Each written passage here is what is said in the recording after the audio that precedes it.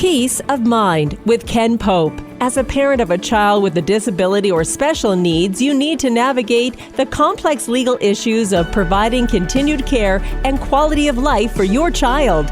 You need Peace of Mind with Ken Pope. Good morning. This is Ken Pope with the Peace of Mind radio show. I'm sure you'll enjoy it. We're going to talk about something close to the heart of every parent who has a child in school, and that is how to get the proper assessments and IEPs and attentions and supports that our children need. And we'll also talk about the post-age 21 situation and our ESPs and our DSPs as well. My law practice specializes on a provincial basis and interprovincial basis as well, with assisting families with wills and trusts and estate planning and taxes and guardianship and so on. And of course, when the children are young, parents are generally preoccupied, I find, naturally enough. And they don't do any of those things until the child is at least 7 years old or, somewhat occupied in school because they're otherwise just too busy. And, between the teacher strike and the coronavirus and the disruption of school right now, this is a very difficult thing, not only for all families, but for families who have kids with special needs. I mean, if you have a son or daughter with autism, this disruption in the schedule is a very, very difficult thing to deal with, very disruptive. And for a lot of families, if you have a son or daughter who's 14 or 16 and, school is closed, well, they can stay home themselves. But a lot of children, they can't be left alone. And there's no supports for them because they were in school. So that said, this is a especially trying time for a lot of my client families, and I wish them all well and good health. We have a special guest star with us today. Her name is Monika Ferenczy. She has a business called Horizon Educational Consulting.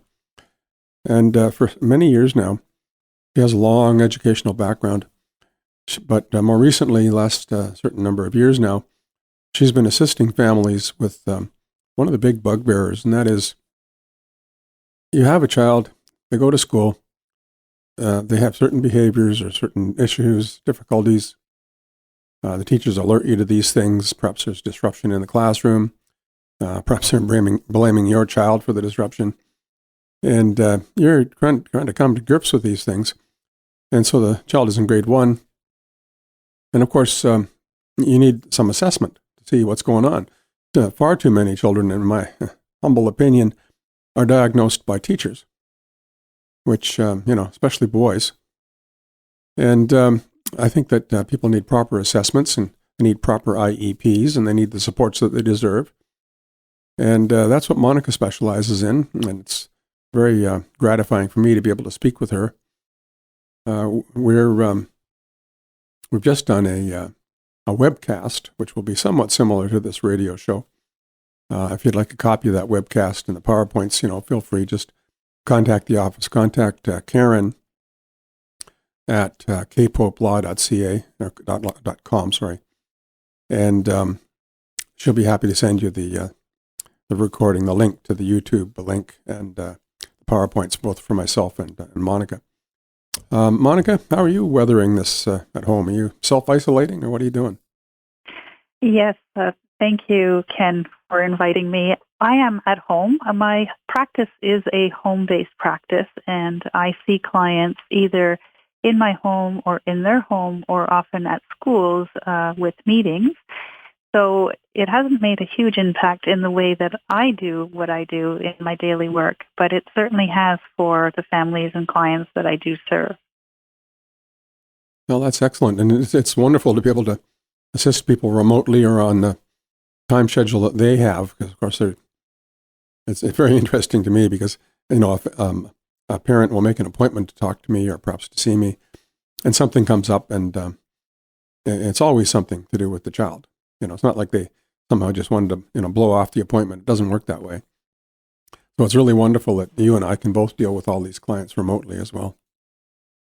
Yes, that's very important, and particularly at this time, more and more of my contacts are either through phone or video conferencing platforms.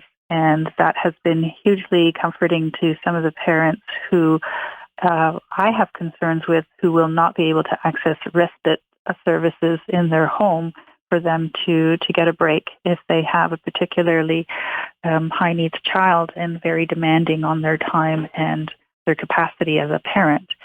And so I'm also there to support my current clients during this time in whatever they need, and offering them help on how they can further learning in their own home, because our homes are great classrooms and parents are the primary teachers in a child's life. But also for some, it may just be a question of survival and comfort and support at this time. So whatever the priority and the needs of the family are, I'm there to help them along. How do you make the initial assessment of what they might need assistance with? Do you have an intake procedure and forms and boxes to tick, or how do you do it? So I usually have an intake phone call with the client. That's usually about 15 minutes, which allows me to gather information on the background of the child and the experiences, any challenges, and any diagnosis that may play into their profile. And that helps me gather the right information to provide a parent in terms of direction and guidance in next steps and potential plans that could be put in place with the school or at home or with external service providers. Yeah, my experience is that each family, there may be similarities, of course, between families, but of course that's true. But each family is unique. Each family is its own story. Yes. And so the initial consultation that I have with them is about an hour, and it's a discussion, it's a sharing session. And from that, I can glean the parents' biggest preoccupations and challenges, and we always address those first. And sometimes they are more medical or health related than learning related. So I help the parent prioritize what the most important thing is for the well-being of the child and the well-being of the family. And then from there, we can decide what next interventions to do. Formal assessments, as in standardized assessments, sometimes are not conducive when a child is in a state of dysregulation or post-trauma or going through difficult situations with family or school. And unfortunately, school sometimes is a traumatic experience for some children, inadvertently, but that's because of the lack of training and sometimes sensitivity of staff. But those are all factors into the situation and circumstance of the family that I'm helping at that particular time. What do you think is the most common problem that they face? The main motivator when they come to see you? What's their basic need, do you think? It's a very high level of frustration that educators don't understand the needs of their child or don't know how to implement the individual education plan, IEP, on a day-to-day basis in the classroom because they lack training or they lack support. Support can be material support or human resources support, such as an educational assistant in the room, but it also can be moral support, and that is dependent on the type of leadership offered by the school principal in the building and what that school principal's background expertise or knowledge is of special education and their whole approach to managing certain situations in their building. Makes sense to me, yeah. That's similar to the process we have as well, to see what's most important, where to start first. There's often 2 or 3 different issues. People need wills, they need consents and trusts, but first they need to, use some tax credits, and perhaps the child is 18 and they're not getting the full amount of ODSP benefits and so on. And then, yes, of course, they're lying awake at night, especially these days, lying awake at night worrying about what will happen to my child when I'm gone. And that may well be the first thing that moved them to contact us, but it may well be the last thing that they do.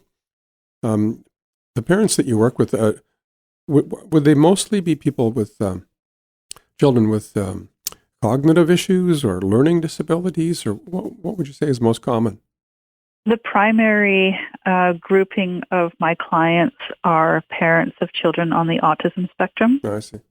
And I have a growing number of adult clients who are dependents and whose families contact me because they are in that post-age 21 piece where they don't go to school anymore and at this point in time end up back in the home full-time. And some institutions have started education programs for those types of students on an auditing type basis. They're not credit-bearing or degree or diploma granting programs, but it at least allows the young adult to attend school.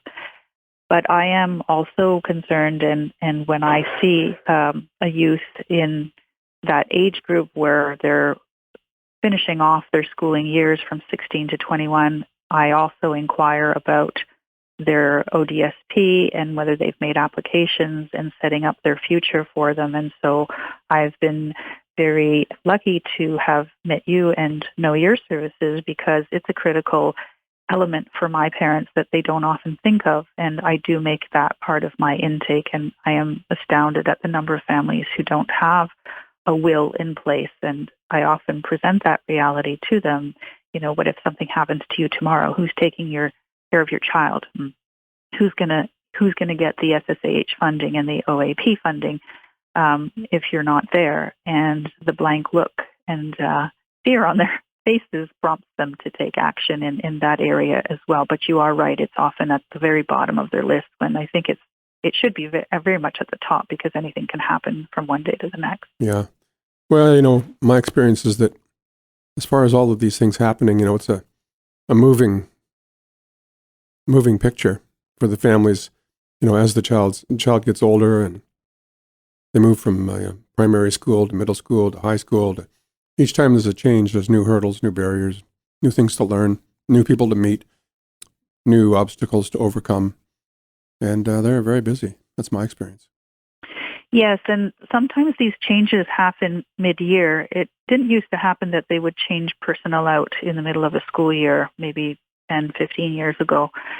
And new principals who come into the building and parents having to re-educate staff working with their child on a constant basis is a very, very high frustration item and contributes to their burnout with the school system as well. So I work very much on providing some quick documentation that the parent can always update and present in a 30-second format to anyone working with their child to ensure continuity in approach to the child or the young person in high school. Change has become an element of the school system and a huge contributing factor to much of the dysfunction. I often get the question of why are kids having so much trouble with school these days? And part of that answer is because of the disruption in the system itself in terms of what collective agreements have brought for staff and staffing and respecting those collective agreements in terms of lunch hours, time off, sick days. And so that produces a huge turnover in the school system. And that is a great element of disruption. So while we have a coronavirus and a strike and seasonal illnesses, the underlying factor is the way that the system now operates as opposed to 10, 15 years ago. Yeah, I quite agree. Well, we just have to move forward. So where would you say you start? I mean, do you assist people to get assessments done? There's often a year's waiting list to get assessments. Do people need assessments to have IEPs? They don't need assessments to have IEPs because IEPs are based on the ministry guideline and policy that it's a need that drives an IEP. So a parent needs to express this need in writing to a school principal, but there should be some ongoing initiative in place to be on wait lists for assessments. With younger children, the most important assessments are hearing, vision, and sensory, which is usually an occupational therapist who undergoes that because all of that has to do with how they function on a day-to-day basis in the classroom. And our classrooms these days are very busy places. The kids don't sit in rows and desks, and the teacher doesn't teach at the front anymore. They're using technology and PowerPoint, and there are these practices and these special events, and there are more and more children, I find, as parents tell me, we have young children that are 7 and 8 years old, and they're on a rotary class system where they will have 2 or 3 or 4 teachers. And so the expectation for them to keep up with the expectations of 3 or 4 adults in different classrooms or learning contexts is huge. Yeah. And that is also one of the elements that causes a lot of challenge and frustration, particularly to students with special needs, but even to neurotypical students in those classrooms, because change is just so prevalent. That's absolutely true. I mean, anyone who's been through the educational process realizes that knowing who your teacher is and what their expectations are and what supports they're going to give you and what their material is like is critical to the whole education game, you know? Yeah. Assessments do form an important part because schools won't react until the parent provides evidence that there is a need. So parents can express the need and an IEP can be put in place, but in all honesty, the teachers and the staff at school need information to work from in order to accommodate the child, and those will come from professional assessments. But there are a lot of assessments that can be done in the meantime, and a lot of exploratory items that relate to how children function before those formal psychological assessments are initiated. And that's often what the school staff will indicate to a parent as being necessary when it's really at the top end of the assessment scale in terms of need, because many things are related to eating and sleeping habits, their sensory processing, which many special needs children, regardless of their diagnosis, will have sensory processing issues. And so an occupational therapy assessment, having their vision and hearing checked are the basics that we start with. And then there's speech language. And these are all accessible in the community without any doctor referrals. And then once we have initial information, we can put an IEP together for the child. And then while we wait for more formal assessments, and I provide academic assessments with standardized testing tools that can be provided to the schools and incorporated into the IEPs, and they will show what the child is capable of doing. And that will provide information much faster to staff in how to adjust the learning and the accommodations for the child, and give some initial fact information to draw on. And then we can explore the child's potential or any other learning obstacles or challenges as a second step. Well, I've seen IEPs, of course, coming from teachers' schools to the parents. Could the IEP be initiated by the parent? Could it be pushed that way rather than, simply set in front? In my practice, I've seen that it is the parent who is initiating. I find it very rare these days that a school will initiate a request to the parent to put their child on an IEP. And that's strictly because of the administrative burden that goes along with creating an IEP and then adhering to it. The principal is ultimately responsible to ensure that the IEP is implemented. And so what I have learned in my practice is that some principals are actually telling parents that their child doesn't need an IEP. They can manage the situation, to wait and watch, or to go get an assessment before an IEP can be put in place, which is not accurate information, and also to not identify their children through an IPRC process. And the IPRC, which is the Identification Placement Review Committee, is the legal process in the education system to ensure that a child is accommodated according to their learning needs. And I find that it is certainly in certain circumstances, I have had principals badger parents not to initiate an IPRC. And I find that that's a violation of the parental rights to have in place what they are legally entitled to, and that they ask for in writing and yet do not receive.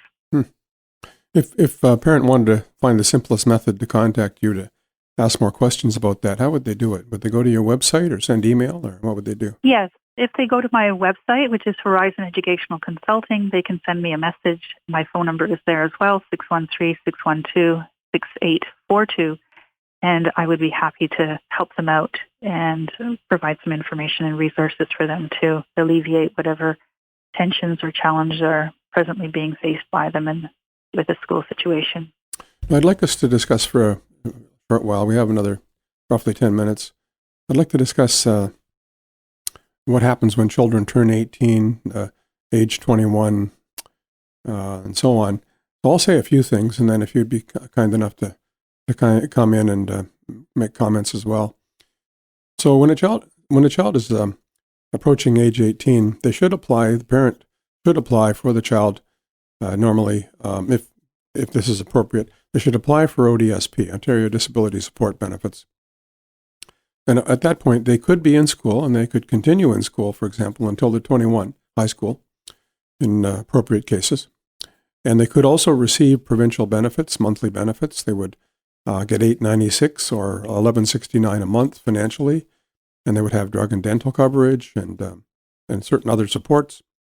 And they would be acknowledged as a child with special needs, which is sometimes of assistance when they're going on from high school to college or university. And then there's the fact that they can stay until they're 21. And then what happens? I mean, if they turn 21, the parents, there's never the level of support that is generally needed for the child after they turn 21. So what do you do then? And I'll let you come back to that.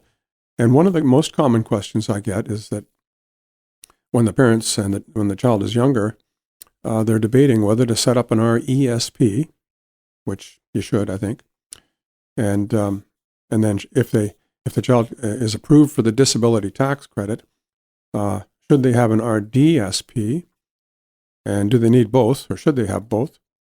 And my usual advice is to go ahead, set up the RESP, because eventually, if the child could go to college or university or some form of post-secondary education or training, it's very flexible as far as the number of hours that are required to qualify. And you could even, like I remember some years ago, a group of my client families got together. They had children with similar needs and special needs. And they went to Algonquin and they fashioned a course for the kids. There's no reason you can't do that. It's still a post-secondary program. And, the RESPs are still very flexible until age 35. And then you get to a point where perhaps you realize that the child won't be making use of this RESP. And should you set up an RDSP? And what about the money you've put into the RESP and so on? Well, of course, the RESP belongs to the parent. The RDSP belongs to the child. And once you put money into an RDSP, you can't get it back, basically. But you can take the money out of the RESP at any time, and there's minor repercussions, small repercussions. But you could then use it to start the annual funding of the RDSP if you're not going to use it for educational purposes. So there's no conflict there. And once my experience is that once you start spending money on a child, it's not so much that you wind up spending less as time goes by. It's that you just spend it on different things as they get older. But, so there's that side of it. And then there's the fact that colleges and universities are very accommodating. I had a very interesting discussion a few months back with a teacher from one of the colleges. And what's happening is that a lot of the children with special needs or learning disabilities or issues, attention deficits, and various things, right? They're getting into colleges, they're getting into universities, but let's just focus for now on colleges. So what happens is they're there, and then as they take their courses, especially in first year, they find that maybe they have to slow down their course load. That's pretty common. And then they find that even so, they have trouble with exams, and maybe they didn't properly take notes, from day one. And so now they need accommodations to have notes read to them. And maybe they couldn't take part in the exam for various reasons. So what's happening, I found it fascinating, is that the colleges and universities are providing all these accommodations because in a sense it's human right, in a sense. But all of the tuition fees are all fixed. So just how they're going to deal with the fact that after the fact, people self-identify or identify and show themselves to be, students with special needs and need special supports that are above and beyond what the other kids that are paying the standard fixed fees are. How are they going to weather this in a world with more and more students with special needs all the time, doing better, going along to school longer? It's fascinating, and it's not something that a couple of decades ago was an issue. We have a couple of more moments. Do you have any comments on those things? Yes, so I always encourage my clients to apply for the DTC, the Disability Tax Credit, and open the RESP and RDSP. And I do that in the hopes that RESP will develop some flexibility in the future. Because right now the challenge is if the child needs to go to a special education high school or private high school or private college, those aren't covered. Some are, but not all of them. But I always consult and advise parents to open that RESP. And once they are in university, though, what you mentioned is the reduced workload or timetable. They can qualify as full-time students and take up to 1/3 or 1/4 of their course load and in a reduced timetable. So what they actually are entitled to is a deferred program completion. And in order for that to occur, though, this is where those assessments become critical, because right now the post-secondary institutions require a psychoeducational assessment done in the last 2 years prior to their first year of enrollment in order to offer them any accommodations. And the IEPs from the high schools really don't have any weight in the post-secondary system. So that's where those assessments. So when students get into that 16 age group range, that's when I suggest to clients to get those assessments done, to apply for the ODSP, and use any RESPs that are available. There is also OSAP that many students qualify for, and through OSAP they can get those deferred program completion timelines or the reduced workload timetables, so they're taking 2 courses instead of a full load of 4. And then there's the Canada Grant and Bursary for services and equipment, which allows note takers and recording devices, laptops, and any equipment that they need or any human support that they would need in terms of tutoring and counseling to get them through. That's excellent, Monika. We have to wrap up now, but it's been a fascinating discussion. I appreciate your taking part. Thank you very much for the invitation, Ken. And if anyone wants to contact Monika, simply Google her website, Horizon Educational Consulting. And as far as my office, of course, just contact us at any time, Pope Law. Other than that, I'll speak with you again next month. And if you have questions, feel free to ask Karen at kpopelaw.com.